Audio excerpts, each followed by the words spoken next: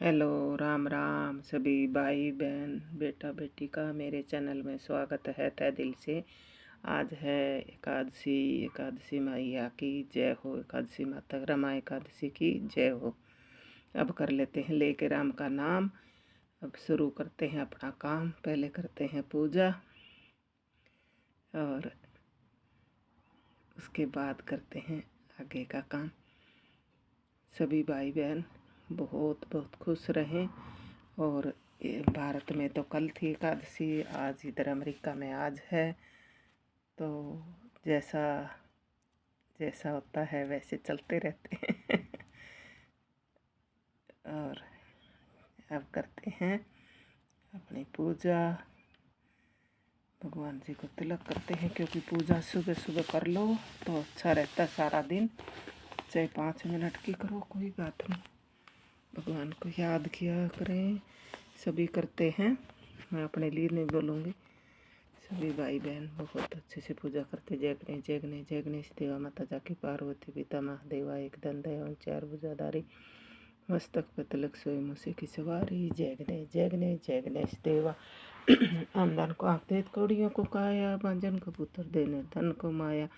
हार चढ़े फूल चढ़े और चढ़े मेवा। लडवन का भोग लगे संत करे सेवा। जय गणेश जय गणेश देवा। दीनान की लाज रखो, शुभ सुतुआरी। कामना को पूरा करो, जग बलियारी। जय गणेश जय गणेश देवा। माता जाकी पार्वती पिता महादेवा। जय हो गणेश भगवान की जय हो। जय गणेश जय गणेश देवा। गणेश भगवान की जय हो। सभी देवी देवताओं की जय हो। सभी संसार में सुख रहे, सभी खुशी खुशी रहें, स्वस्थ रहें। पूरे विश्व में, पहले मेरे भारतवर्ष में, फिर विश्व में जहाँ जहाँ हमारे परिवार बच्चे रहते हैं, सभी को अच्छे से रखना मेरे परमात्मा।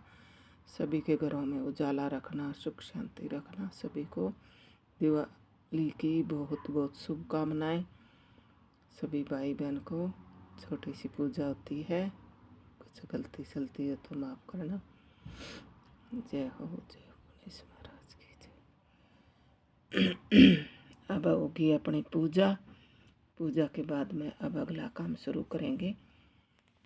और यहाँ पर मैं सूट थोड़े ही लेकर आई थी, इसलिए वही चेंज रह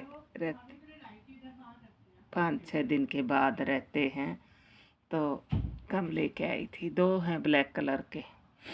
तो अब करते हैं आगे का काम। ये अपने मंदिर है। मंदिर मुझे बहुत अच्छा लगता है।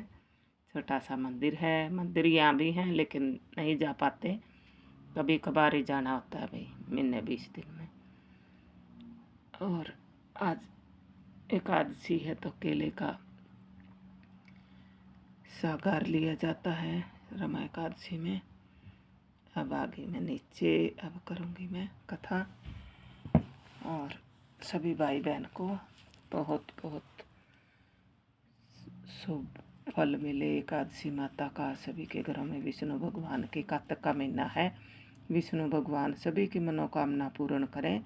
कार्तिक में विशेष महत्व होता है।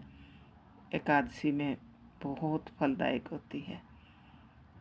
कोई भी एकादशी हो, बहुत बहुत अच्छा लगता है। और आज धूप जल्दी निकल आई थी, बादल नहीं थे, थोड़ा सा मैं भी लेट हो गई थी। तो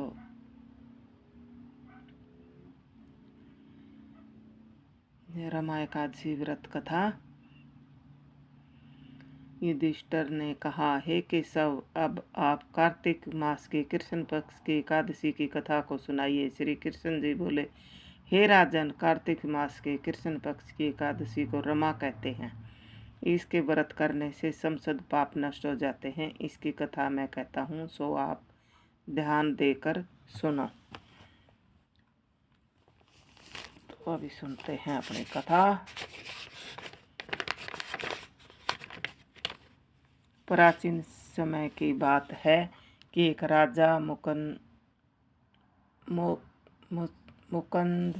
था। वह धर्म राज्य करता था। उसकी मित्रता भी इंद्र, कुबेर, वरुण, विभीषण इत्यादि से थी। वह सत्य बोलने वाला और विष्णु का गहरा भगत था। उसके एक लड़की पैदा हुई, उसका नाम चंद्रभामा रखा। वह जब शादी के योग्य हुई तो राजा ने उसका विवाह राजा चंद्रसेन के पुत्र शोभन के साथ कर दिया। एक बार चंद्रभामा अपनी ससुराल में थी। एक एकादशी का व्रत का दिन आया। चंद्रभामा ने एकादशी का दिन समीप आया जानकर विचार किया कि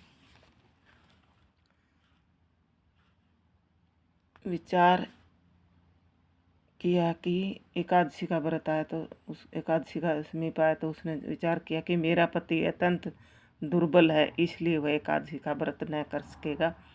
इसलिए मैं भी ऐसा व्रत नहीं कर सकती कि परंतु मेरा पिता की कठोर आज्ञा है। जब एकादशी का दिन हुआ तब राज्य में ढिंढोरा पिटा, जिसने सुनकर शोभन अपनी स्त्री के पास आया और उससे पूछा कि हे प्रिय, तुम मुझे ये कुछ उपाय बताओ कि मैं व्रत करूं तो अवश्य ही मर जाऊंगा। तब चंद्रभामा ने उत्तर दिया कि हे प्राणनाथ, मेरे पिताजी का राज्य में एकादशी में कोई भी भोजन नहीं करता। यहाँ तक कि हाथी, घोड़े, ऊंट, भैंस, गाय, बैल आदि कोई भी पशु अन्न ग्रहण नहीं करता। तब फिर आप बताएं कि आप किस प्रकार से अन्न ग्रहण कर सकते हैं। यदि आप भोजन करना चाहते हैं तो इस नगर को छोड़कर कहीं और चले जाएं। यदि आप यहाँ रहोगे तो तुम्हें यह व्रत अवश्य ही करना पड़ेगा। शोभन ने उत्तर देते हुए कहा, प्रिय, तुम्हारा कहना बिल्कुल सत्य है। अब मैं इस व्रत को अवश्य ही करूँगा। जो भाग्य में लिखा होगा वही होगा। इस प्रकार सोचकर शोभन ने एकादशी का व्रत किया। वह भूख प्यास से अत्यंत पीड़ित होने लगा। जब सूर्य अस्त हुआ तो उसने जागरण करने की रात्रि आई तो वह शोभन को अति दुखदायी प्रतीत होने लगी। परिणाम यह हुआ कि दूसरे दिन प्रातःकाल होने से पूर्व से शोभन की मृत्यु हुई। तब राजा ने उसके मृतक शरीर को दहन करा दिया। चंद्रभामा ने अपने पिता के घर रहने लगी। रमा एकादशी के व्रत से प्रभाव से उसे मंदचल पर्वत पर एक उत्तम नगर प्राप्त हुआ। उस अटारी में सुंदर रतन व स्वर्ण से खंभे लगे हुए थे। उसे स्थान पर वहां सिंहासन विराजमान हो रहा था।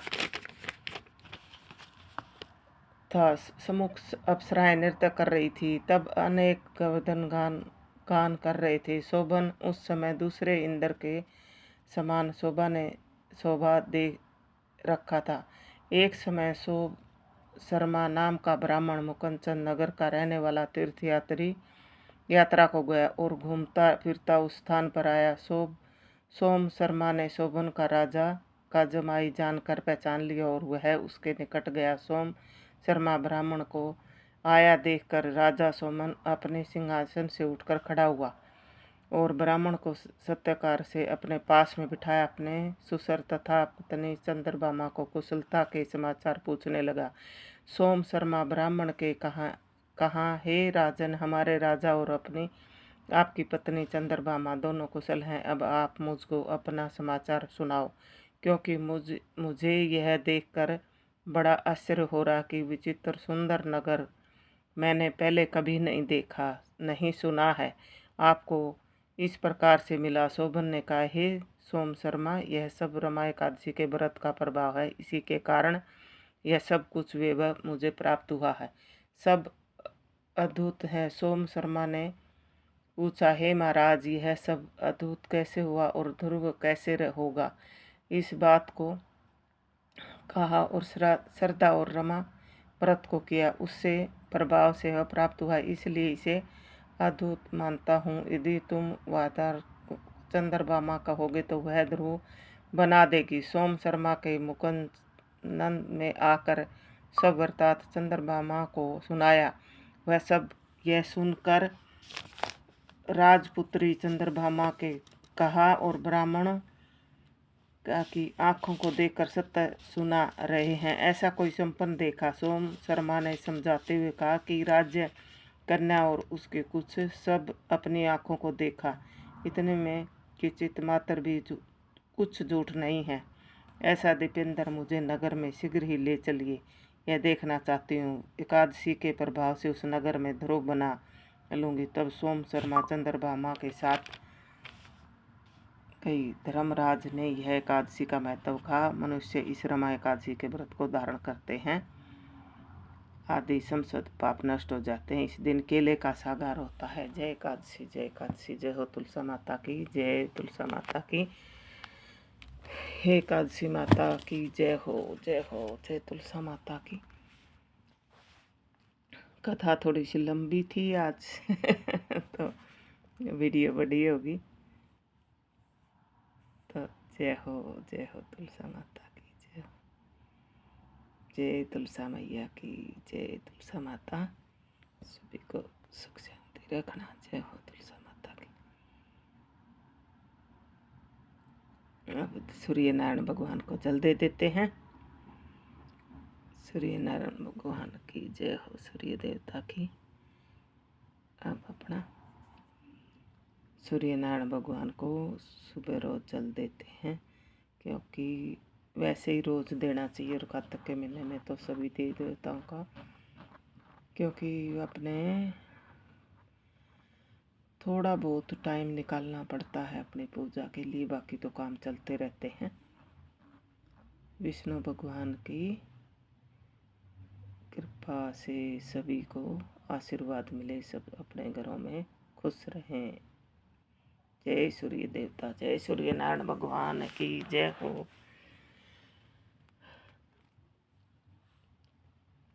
ये अपनी तुलसा माता है। तुलसा माता आंगने में मंदिर में बैठे श्याम, गमले में बैठी तुलसा। मंदिर में बैठे श्याम, गमले में बैठी तुलसा। जय हो तुलसा माता की।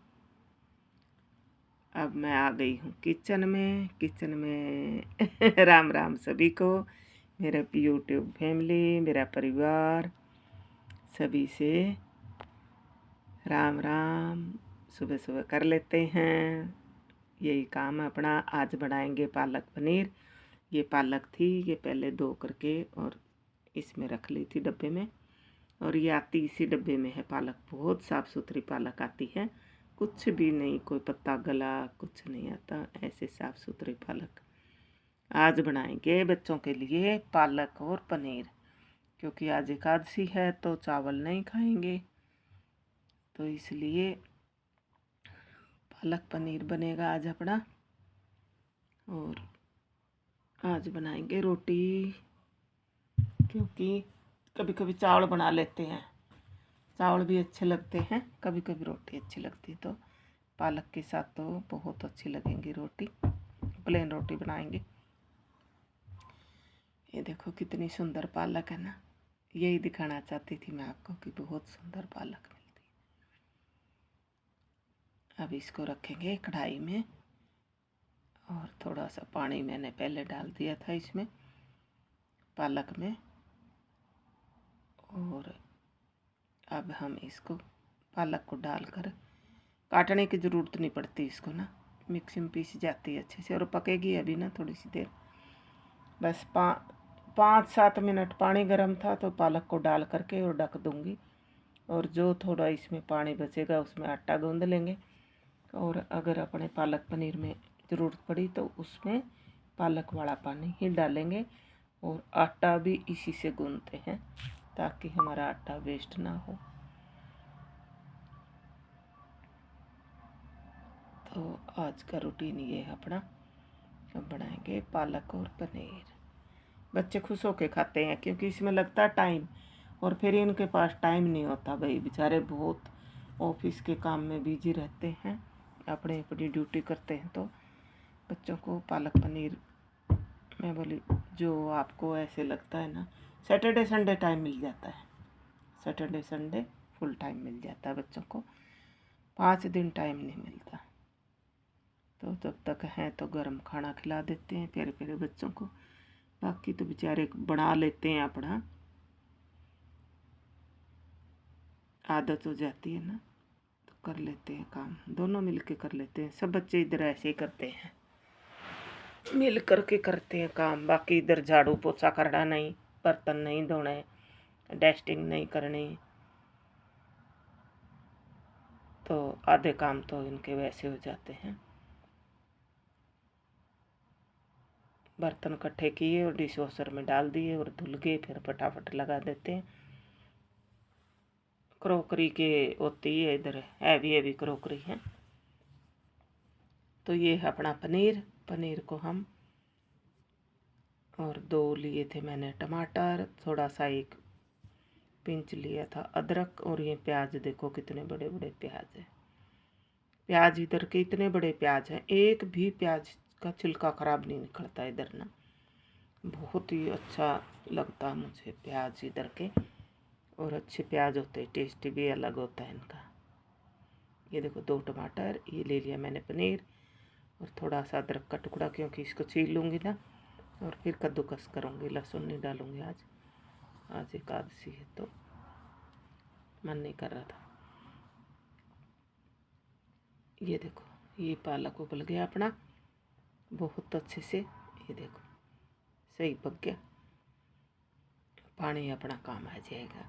अब इसको थोड़ी देर रख दूँगी ताकि ये ठंडा हो जाएगा, तो इसको मिक्सी में पीस लेंगे। बढ़िया पालक है, और छोटे छोटे डंठल थे इसके, तो वो भी पक जाएंगे। थोड़ा सा मैंने इसमें वो डाल दिया था, 2 लौंग डाल दिए थे पालक में, ताकि टेस्ट अच्छा हो जाएगा। ये अपना अदरक छील लिया था। ये प्याज देखो कितना सुंदर है। ये देखो मैंने आज क्या किया, मैंने लंबे लंबे पीस इसके, हल्का देखो तेल कितना है, बिल्कुल लाइट फ्राई करूँगी इसको, और लंबे पीस डाल लिए मैंने ताकि ये पीस जाएंगे ना। और ये मैंने कद्दूकस कर लिया है प्याज, और ये अपना अदरक और हरी मिर्ची काट ली थी, और टमाटर कद्दूकस किए थे। और ये देखो अपना पनीर कितना अच्छा हो गया। ऐसे करने से ठीक है, छोटे छोटे पीस फ्राई करते हैं ना, उसमें तेल भी ज़्यादा चाहिए और चिपक जाता है। ये देखो बिल्कुल एकदम से कहीं नहीं लगा, और बहुत सुंदर देखो एकदम से हल्का हल्का पिंक हो गया, बहुत ही अच्छा सीखा है। अब मैंने पीस ली है अपनी पालक, और ये मिक्सी इधर की बहुत हैवी होती है ना, इसको छेड़ना का ना कुछ और देखो ये उल्टा इसका ढक्कन है ना, उसको लगा रखा है मैंने मिक्सी में। देखो उल्टे जार में कैसे पीस जाती है। ये देखो बहुत सुंदर पीस के। पिछली साल आई थी तो मैं बच्चों को बोलती थी पीसना पीसना, अब तुम पीस लेती। ये देखो प्याज कितने सुंदर सिक रहे हैं।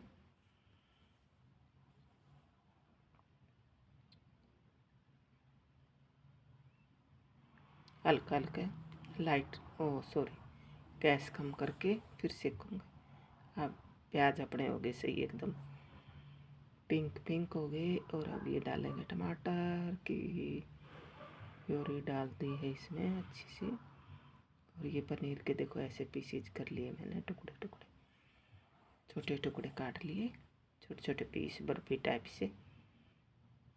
अपनी मर्जी कैसे भी काट लो, थोड़े से बड़े अच्छे लगते हैं, सॉफ्ट बहुत है पनीर ना। अभी इसमें हम मसाला ऐड कर दिया है, और ये पालक होगी अपनी। अब इसमें मसाले डालेंगे। ये देखो कितनी सुंदर बढ़िया ग्रेवी हुई है, ये देख लो आप। और फटाफट बन जाता है पालक पनीर भी। हाँ काम खूब सारे हो जाते हैं, लेकिन अच्छा लगता है, बच्चे खुश हो जाते हैं सब्जी खा करके ना। यहाँ पर अपने इंडिया की तरह नहीं है कि कहीं से भी होटल से खाना ले आओ। यहाँ काफ़ी मतलब बंधन लगा लो या कुछ भी लगा लो, यहाँ इतना जल्दी आसानी से खाना नहीं मिलता। पिज़्ज़ा वगैरह ये तो मिल जाते हैं, और पिज़्ज़ा और एक वो क्या बोलते हैं उसको,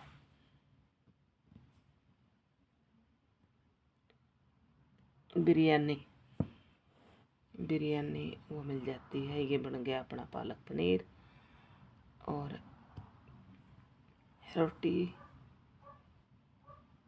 रोटी पालक पनीर और सलाद काट दिया मैंने। दही के लिए मना कर दिया था बच्चों ने, बोलते यार दही नहीं खाएंगे, रायता बना देती हूँ, नहीं तो बोले आज नहीं खाएंगे। ये अपने बन गया सिंपल और हेल्दी खाना। आ जाओ सभी बहन भाई, मिलकर लंच करते हैं।